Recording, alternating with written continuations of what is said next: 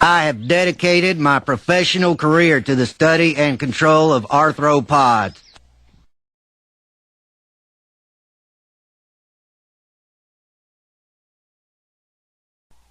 Okay, this is part 4 of my review of Dr. David Menton's Lucy, She's No Lady.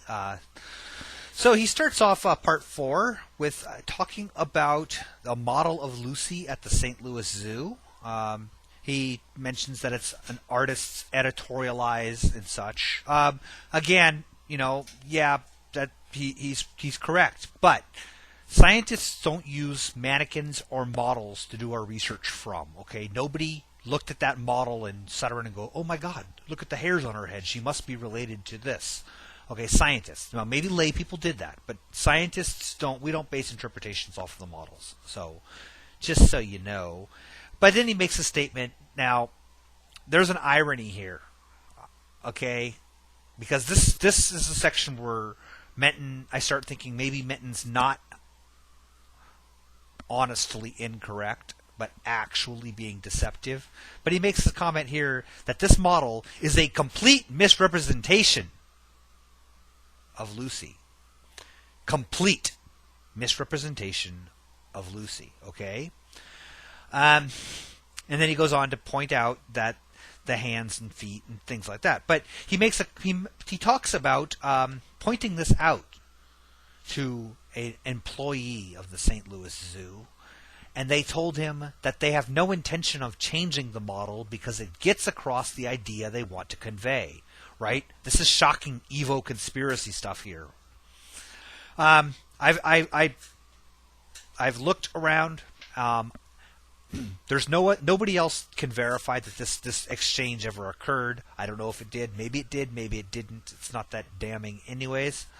But he doesn't name the person who said it to him. He doesn't have, there's no names. There's no verification of this. Other people have tried to find some verification because he mentions this in almost every time he talks about Lucy or Australopithecines. He has to bring up the story, proof that there's a conspiracy. All right, but now I'm going to talk about this complete misrepresentation. Again, the irony is remember nasal bones? Complete misrepresentation, my ass. So he talks about the hands of a chimpanzee or the hands of an ape and the feet of an ape, and he talks about start with the hands first. Now he keeps talking about apes have these giant meat hooks, These meat hooks, right? As opposed to the delicate human hands that play piano, and then he shows that the model has human-like hands. Okay, take a look at this. On the left is the hand of a common chimpanzee. On the right is a human hand.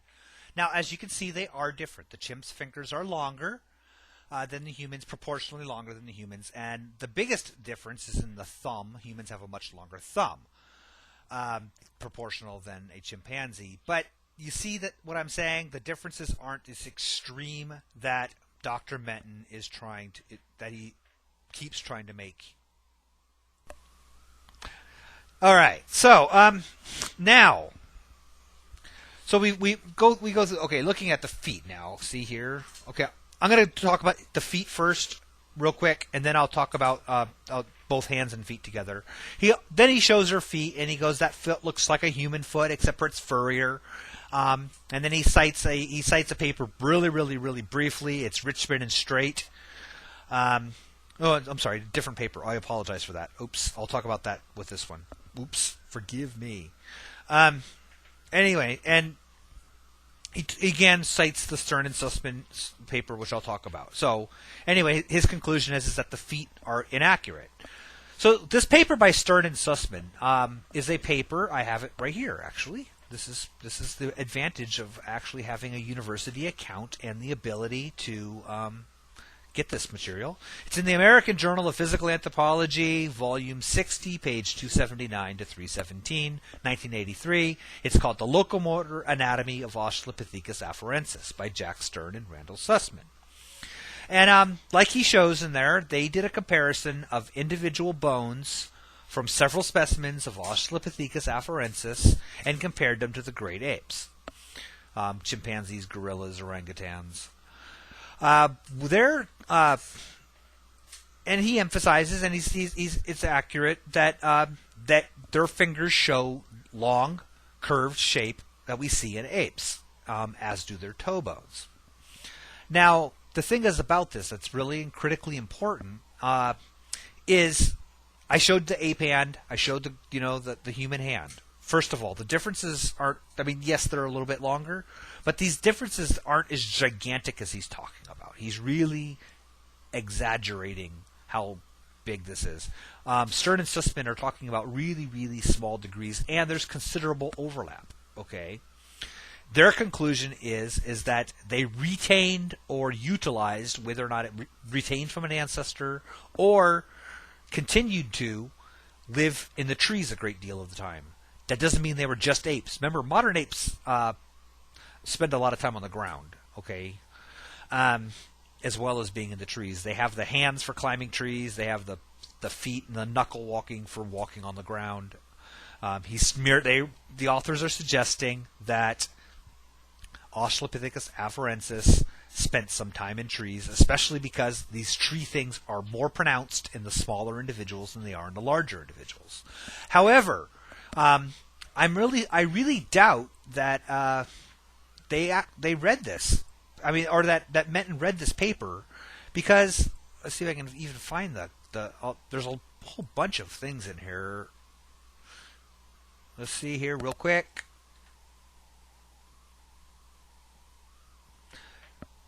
Afarensis from Hadar is very close to what can be called a missing link. Okay, that's one point they state.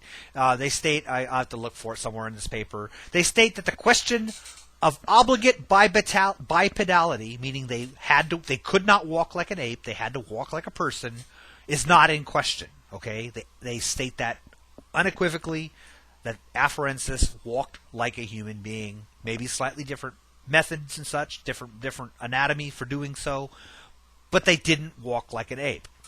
They never suggested they were four-legged. They never suggested they were knuckle walkers. Okay, they retained or they had tree climbing things, and this is where they really messed this up so bad. Okay,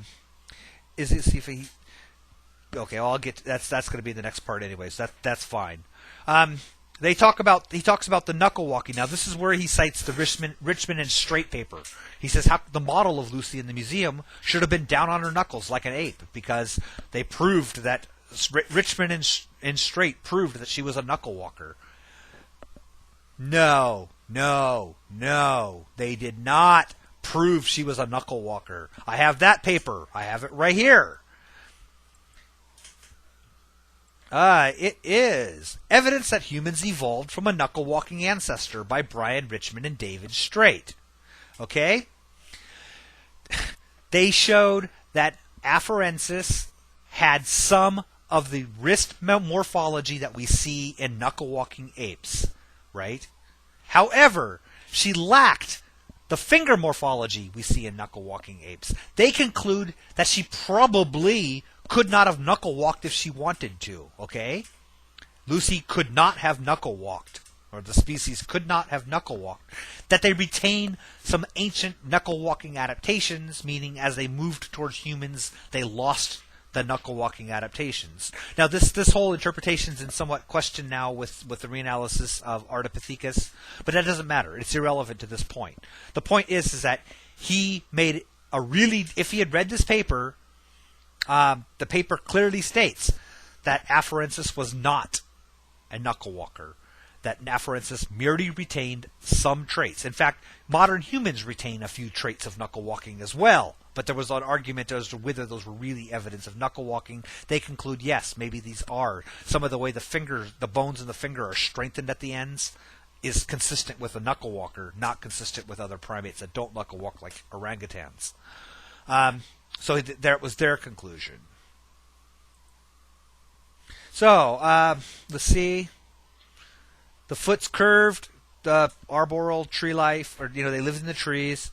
That's all. That Stern and Sussman were only suggesting that afferentsins spent time in the trees, that they hadn't abandoned tree living, that they still retained some characteristics for that, explaining the long fingers and toes.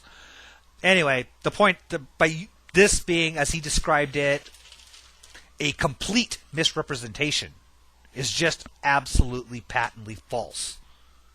The rest of the Stern and Sussman paper finds tons of human characteristics that are more human.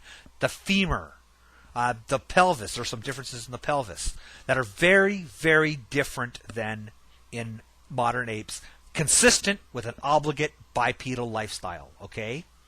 So, anyway, okay, I'm going to end it here and take up with part 4, more about foot morphology. So,